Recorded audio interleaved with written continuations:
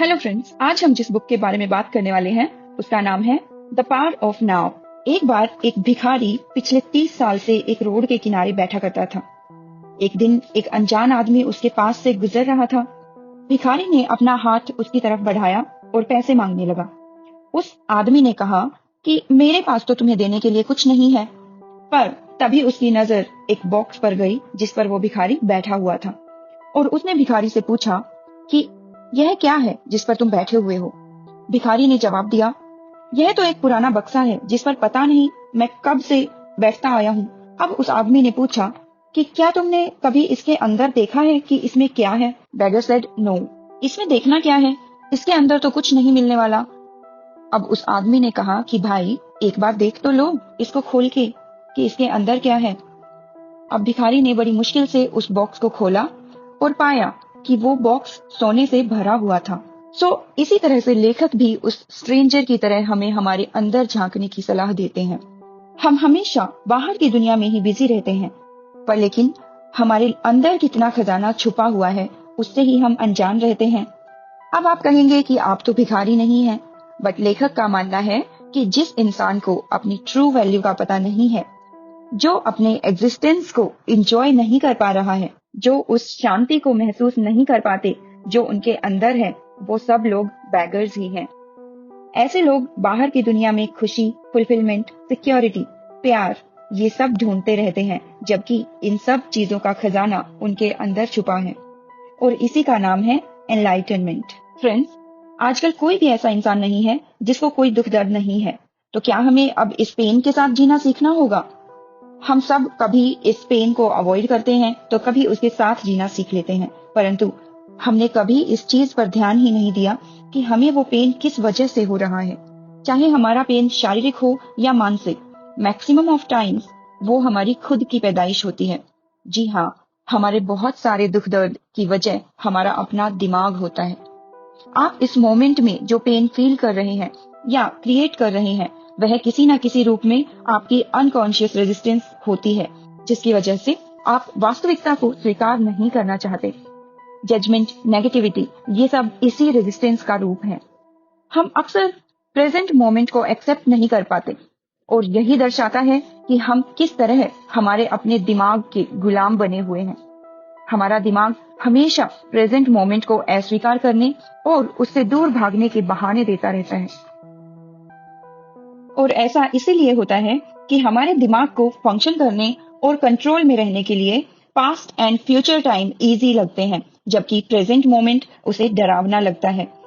वैसे देखा जाए तो टाइम एंड माइंड को अलग अलग नहीं किया जा सकता। आपने कभी सोचा है कि इंसान के बिना धरती कैसी होगी? हर जगह पेड़ पौधे और जानवर। सोचिए, क्या उनके लिए पास्ट एंड फ्यूचर एग्जिस्ट करता है? कल क्या डेट थी या आज कौन सा डे है, उन सब को पास्ट एंड फ्यूचर से कोई फर्क नहीं पड़ता। उनके लिए जिंदगी में जो कुछ है वो अभी है, इसी पल में है।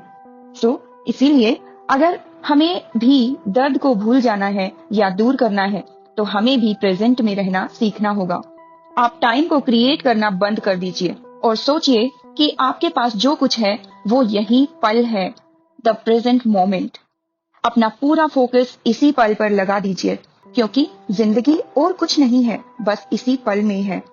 जब आप जिंदगी को हाँ बोल देंगे तो जिंदगी आपके लिए काम करना स्टार्ट कर देगी। अब क्वेश्चन आता है कि कभी कभी प्रेजेंट मोमेंट अनएक्सेप्टेबल होता है, दुख से भरा हुआ होता है और हम उसको हाँ कैसे बोल सकते हैं? The answer is accept then act. पहले आप एक्सेप्ट कीजिए कि जो भी इस पल में हो रहा है कहीं ना कहीं आपने ही उसको चूज किया है। उसके साथ काम कीजिए, उसके खिलाफ नहीं। इस पल को अपना फ्रेंड बनाइए, दुश्मन नहीं, और देखिए कि आप आराम से इस पल को जी पाएंगे या फिर हैंडल कर पाएंगे। Nothing exist outside the now. Friends, आपको नहीं लगता कि पास्ट और फ्यूचर दोनों ही प्रेजेंट पर डिपेंड करते हैं? क्या आपने कभी कुछ भी किया, सोचा या महसूस किया है जो प्रेजेंट मोमेंट के बाहर हुआ हो? कोई भी काम पास्ट में नहीं हुआ है, वो प्रेजेंट में ही हुआ है, और कोई भी काम फ्यूचर में नहीं होगा, वो भी प्रेजेंट में ही होता है। जब भी हम पास्ट को याद करते हैं तो हम हमारी मेमोरी में उसको ढूंढ रहे होते हैं और ऐसा हम प्रेजेंट में कर रहे होते हैं। फ्यूचर एक इमेजिनेशन है जो हम अभी इमेजिन कर रहे हैं at present. Past and future दोनों की कोई रियलिटी नहीं होती। जैसे चांद की अपनी कोई रोशनी नहीं होती, यह सूरज की रोशनी को रिफ्लेक्ट करता है, वैसे ही पास्ट एंड फ्यूचर का भी अपना कोई अस्तित्व नहीं होता। उनकी रियलिटी भी प्रेजेंट पर ही डिपेंड करती है। अक्सर हम जो एंजाइटी, टेंशन, स्ट्रेस फील करते हैं, वो सब फ्यूचर में रहने के कारण होती है और प्रेजेंट मोमेंट पर ध्यान न देने से होती है। वैसे ही हमारा गिल्ट, रिग्रेट, उदासी, कड़वाहट और दूसरी तरह के दुख, ये सब हमें पास्ट में रहने से फील होते हैं। हम प्रेजेंट मोमेंट को भूलकर पास्ट को ही सोच सोच कर दुखी होते रहते हैं। बहुत से लोगों को इस पर विश्वास नहीं होगा कि हम पूरी तरह से नेगेटिविटी को दूर कर सकते हैं अगर हम अपने प्रेजेंट मोमेंट में फुल कॉन्शियस रहें तो। इस पर विश्वास करना मुश्किल है कि टाइम ही हमारे दुख और सभी प्रॉब्लम्स का कारण है। अल्टीमेटली हमारी सिर्फ एक ही प्रॉब्लम होती है और वो है time bound mind itself. Friends, हम कभी भी उस पॉइंट तक नहीं पहुंच सकते जहां हमारी सारी प्रॉब्लम्स खत्म हो जाएंगी। पता है क्यों? क्योंकि हम उस पॉइंट पर अभी इसी पल में हैं। हम खुद को अभी फ्री कर सकते हैं। चलिए देखते हैं कैसे। आप अपनी लाइफ की सभी सिचुएशंस को भूल जाइए और सिर्फ अपनी प्रेजेंट लाइफ पर ध्यान दीजिए। आपकी जिंदगी अभी इसी पल में है। आपकी लाइफ सिचुएशन आपके माइंड से रिलेटेड है। आपकी लाइफ ही वास्तविक है। जस्ट अपनी लाइफ को इस पल में देखिए। हो सकता है आपकी लाइफ सिचुएशन प्रॉब्लम से भरी हुई हो, सबकी होती है, परंतु आप पता लगाइए कि क्या आपको इस पल में कोई प्रॉब्लम है। Do you have a problem right now? जब आप प्रॉब्लम से भरे हुए होते हैं, तब आपके पास एक नई प्रॉब्लम के लिए कोई जगह नहीं होती और सॉल्यूशन के लिए भी कोई जगह नहीं होती है। तो जब भी हो सके थोड़ा स्पेस क्रिएट कीजिए और अपनी जिंदगी को देखने का प्रयास कीजिए। अपनी सारी सेंसेस को अच्छे से यूज कीजिए। आप जहां हैं वहां फुल्ली प्रेजेंट रहिए। आसपास देखिए, सिर्फ देखिए, उसको जज मत कीजिए। लाइट, शेप, कलर, टेक्सचर, इन सब पर ध्यान दीजिए। जस्ट हर एक चीज की प्रेजेंस को फील कीजिए। आवाजों को सुनिए, उनको जज मत कीजिए। उन आवाजों में भी एक साइलेंस छुपी है, उसको सुनिए, महसूस कीजिए। अपनी खुद की सांसों की जो रिदम है उसे ऑब्जर्व कीजिए। अपने अंदर और बाहर जाने वाली हवा को महसूस कीजिए। Feel the life energy inside your body. सब चीजों को अलाउ कर दीजिए। जो भी हो रहा है उसे होने दीजिए और सिर्फ इस पल में खो जाइए।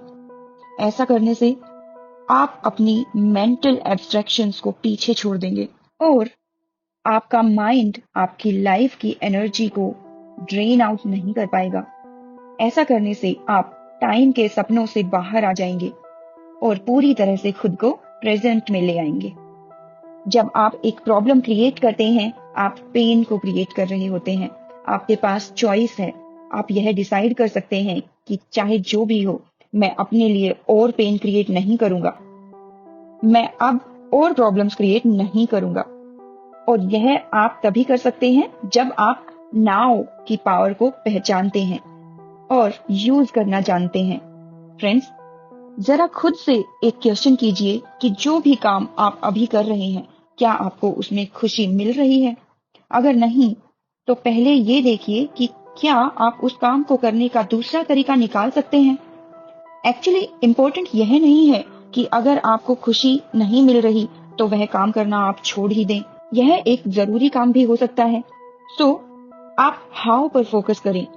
How is always more important then what. यह पल आपको जो भी प्रोवाइड कर रहा है, सिर्फ उसी पर अपना ध्यान केंद्रित कीजिए। जैसे ही हम प्रेजेंट मोमेंट को रिकॉग्नाइज करने लग जाएंगे, हमारा सारा दुख और स्ट्रगल खत्म हो जाएगा और जिंदगी खुशी को अपना लेगी। सो जैसा कि आपने भगवत गीता में भी पढ़ा है, अपने काम के रिजल्ट पर फोकस करने की बजाय हमें अपना पूरा ध्यान अपने काम को करने में लगाना चाहिए। Do not be concerned with the fruit of your action.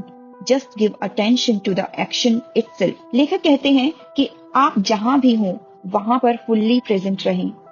अगर आप किसी सिचुएशन में अच्छा फील नहीं कर रहे हैं और टॉलरेट नहीं कर पा रहे हैं, तो आपके पास 3 ऑप्शन है। Number 1, remove yourself from the situation. आप जहां हैं वहां से चले जाइए। Number 2, change it. आप उस काम या सिचुएशन को ही चेंज कर दीजिए। Number 3, accept it totally. अपने माइंड को क्लीन एंड क्लियर रखिए। कोई नेगेटिविटी, प्रेशर, एक्सक्यूजेस, कुछ भी नहीं। फ्रेंड्स, हमारी सबसे बड़ी दौलत यही है कि हम अपने प्रेजेंट मोमेंट के लिए ग्रेटफुल रहें और इस पल में जो लाइफ है उसे महसूस कर सकें। आपने काफी बार फील किया होगा और दूसरों से भी सुना होगा कि जब आप किसी इंसान या काम के लिए इंतजार कर रहे हैं तो हम अक्सर वेट करते करते फ्रस्ट्रेट हो जाते हैं। हमें एक खाली सा फील होता है, कभी कभी तो गुस्सा भी आता है। परंतु लेखक कहते हैं कि अगर आप अपने प्रेजेंट मोमेंट में रहना सीख जाएंगे तो आप इस खाली समय में पास्ट या फ्यूचर की चीजें नहीं लेकर आएंगे और इस वक्त जो आपके सामने हो रहा है सिर्फ उसको एंजॉय करेंगे और ऐसा करने से आपका वेटिंग टाइम आपको भारी नहीं लगेगा।